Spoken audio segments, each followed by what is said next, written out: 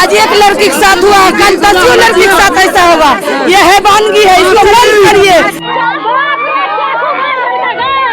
हम अपनी लड़कियों को अच्छी तालीम दे रहे हैं, अब क्या आप बताएं, हम अपनी लड़कियों को घर से बाहर भी नहीं निकाल सकते। पूरी बीच गली के सामने, सबके सामने वो मार दिया और ना किसी ने रोकने की कोशिश की। तो देखे सौंसे खून, जैसे बकरी जबा करता है वैसे सौंसे खून पड़ा हुआ था। फांसी सब चाहिए यार, कुछ हिंदू होता है मुसलमान, कोई भी अपराध तो अपराध। हाँ बस, लेकिन जबरदस्ती हम चलते फिरते थोड़ी कह सकते भाई मुझे पसंद आई तू चल वरना मार दूंगा। तो ऐसा हुआ है, बिल्कुल जज्बात में हो, जैसे भी हो, हमारी बहन गई है, हमें इसके लिए इंसाफ चाहिए। नमस्कार, मैं रिया और आप देख रहे हैं झलको दिल्ली। अभी इस वक्त मौजूद है हम लोग रोहिणी सेक्टर 27 में। एक नवयुवती जिसकी उम्र मात्र 18 से 19 साल के बीच की बताई जा रही है। आपको बताएं कि सुबह के 12 से 11 बजे के तकरीबन ऐसा बताया जा रहा है कि हादसा होता है जिसमें एक लड़का चाकुओं से कई बार वार कर देता है। जो लड़की थी वो 3 दिन के संघर्ष के बाद इस दुनिया में नहीं रही है। लेकिन पूरा मामला क्या है वो जानने की कोशिश करते हैं। ये बताइए, जो वारदात हुई है उसके बारे में आपको कैसे पता चला? हमरे पता चला, इधर से कोई गया जेंट्स, वो बोला हाफिज जी के लड़की के चाकू मार दिया। बस हम अपने दरवाजा से उठे, अब भागते हुए आए तो देखे सौंसे खून, जैसे बकरी जबा करता है वैसे सौंसे खून पड़ा हुआ था। और उसके बाद जब उसकी माँ थी तो उससे नहीं संभरा लड़का, तो उसको हल्ला करना चाहिए ना। एक लड़का होता है कि बाहर में कांड करके आता है तो माँ बाप कहता है कि हमको पता नहीं चला, और उसकी माँ बहन सब घर पर था मौजूद, लेकिन फिर भी वो लोग हल्ला नहीं किया। इसका मतलब है कि वो लोग का जानबूझा साजिश है, या तो लड़का के पब्लिक के हवाले कर दे, हम लोग के हवाले कर दे, और नहीं तो उसको फांसी का आर्डर दे। आज उसने ऐसा किया किसी के लड़की के साथ, कल दूसरा लड़का किसी लड़की के साथ करेगा तो सब लड़की कहाँ जाएगा? सिर्फ घर के अंदर तो नहीं रहेगी, बाहर भी जाएगी, बाजार भी जाएगी, कॉलेज भी जाएगी, स्कूल भी जाएगी। कितना देर माँ बाप पहरा देगा उसका? अच्छा, ये बताइए, जितना बता रहे हैं कि चाकुओं से वार किया गया था, अभी लड़की ठीक ठाक हालत में थी, आज ही हुआ है मेरे ख्याल से? नहीं, 1 बजे रात में हुआ ये चीज़। कल मेरे से बात किया, 8-9 बजे भी मैंने उससे बात करके आया हूँ। हम लोग खुद ही जाकर देखे वहाँ पे, तो नस उसका कुछ नहीं चल रहा था। फिर डॉक्टर को पता लग गया कि पब्लिक को पता लग गया, इसलिए वो बताया नहीं कि डेट कर गया है। अच्छा, ये बताइए, लड़की ने आपसे जब बातचीत करी उस दौरान उन्होंने कुछ बताया कि लड़के को वो कितना जानती थी या किस वजह से उन पे वार किया गया? नहीं, ये सब कुछ नहीं बोला। मतलब उल्टी सीधी बात करती थी कि कभी मेरे को घर ले चलो, मेरे बच्चे पढ़ने आएगा, मेरे मम्मी से मिला दो, मेरे को पापा से मिला दो।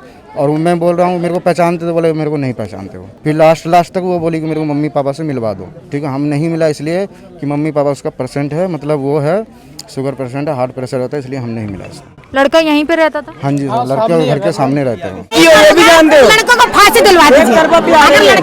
एक तरफा प्यार है, बस आप चाहिए, जैसे लड़की खत्म हो गई लड़का के फांसी चाहिए। आज एक लड़की के साथ हुआ, कल 10 लड़की के साथ ऐसा होगा। ये है वानगी है, इसको बंद करिए। कानून से फांसी होना चाहिए, फांसी होना चाहिए, फांसी होना चाहिए। जिन्होंने हमला किया था उनको जानते हैं आप?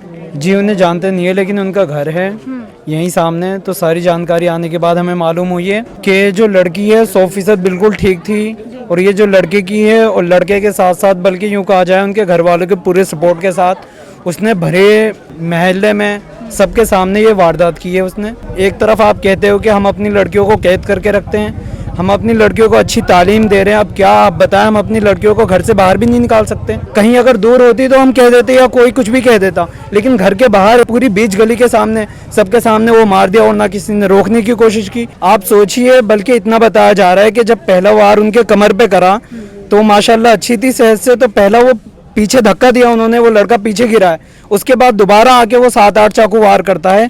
उसकी माँ उसके गेट के पास खड़ी होती, अगर वो चाहती अपने बेटों को भी रोक सकती थी। कौन कौन मिले थे ये तो नहीं कह सकते, लेकिन अगर सबकी सपोर्ट होती तो आज ये इतनी बड़ी जो हमारी बहन इस दुनिया से गई है शायद आज हमारे बीच में होती। क्या करती थी लड़की?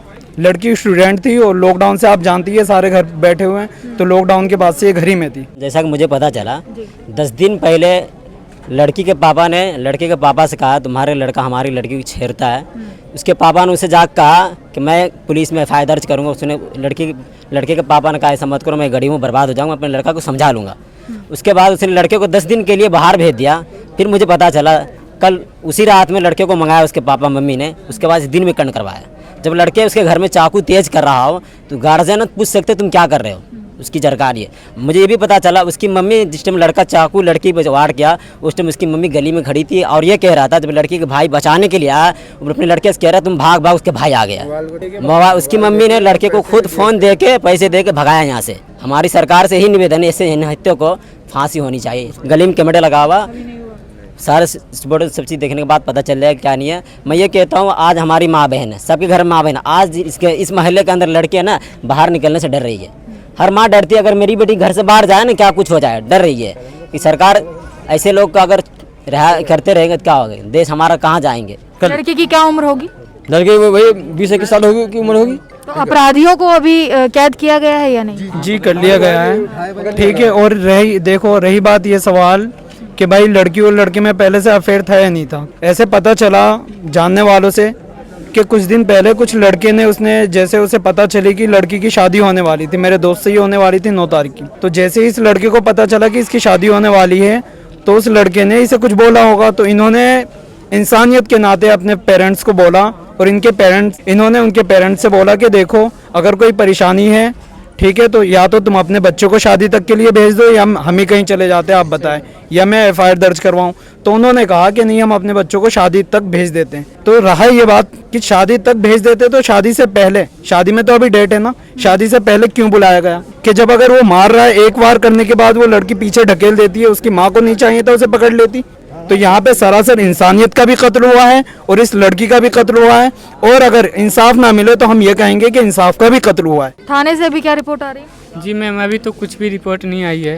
वो कहता हम तुम्हारे साथ खड़े, अगर कानून के हाथ में नहीं है तो जनता के हाथ में दे दे, हम लोग जो करेंगे कर लेंगे। तो ये सुन रहे थे पूरा मामला आप, जहां पर आपने सुना कि किस तरीके से लड़की को मारा गया। हालांकि 3 दिन तक लड़की अस्पताल में भर्ती थी, जो परिस्थिति थी वो ठीक ठाक चल रही थी, लेकिन आज उसकी मृत्यु हो चुकी, वो हमारे बीच में नहीं है।